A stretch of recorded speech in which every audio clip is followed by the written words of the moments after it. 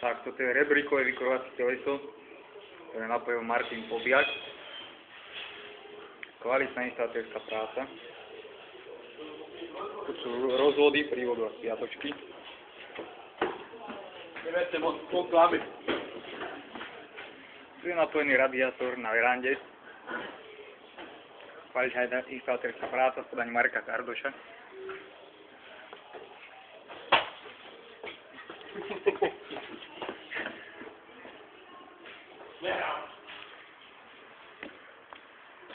Zdravím. Dobrý deň, pán majster. Popíšte nám, čo tu práve robíte. Tak.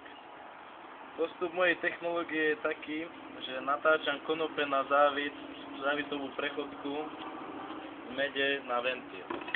No, najasi moc na to je jedno. No ale chceme natesiť ventil. Aha. A prečo? No, prečo? Lebo nám tu majster kazal. Aj nie. No prečo? No aby to netieklo. Musíme.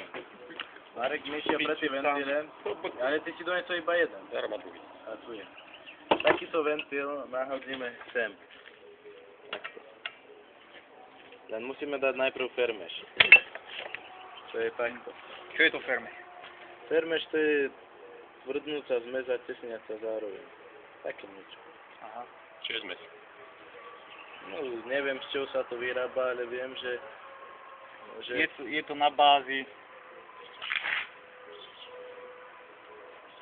bla. Návod na použitie. Jari. Fermeš ľanová. Ľanová fermeš? Takto sa tu bucia. Ďakujeme, pán majster, za vyčerpávajúcu odpoveď. Teraz poberieme sa s jeho mastovičkom k radiátoru, ktorý napojí.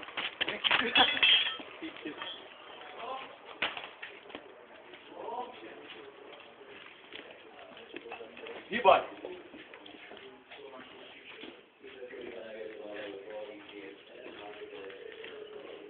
Tak porozprávajte, pán majster, ako sa to postupovalo.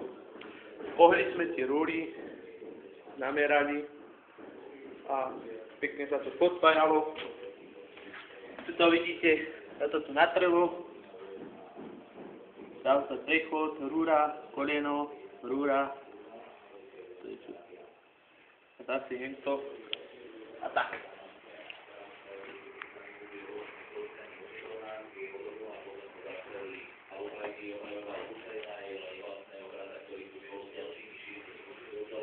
Aha. Pán majster Lasvička, toto je čo? Stupačka. Stupačka? Áno. Aha.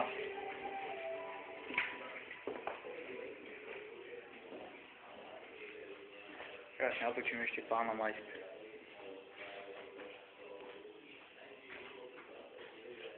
To je majster pri aute.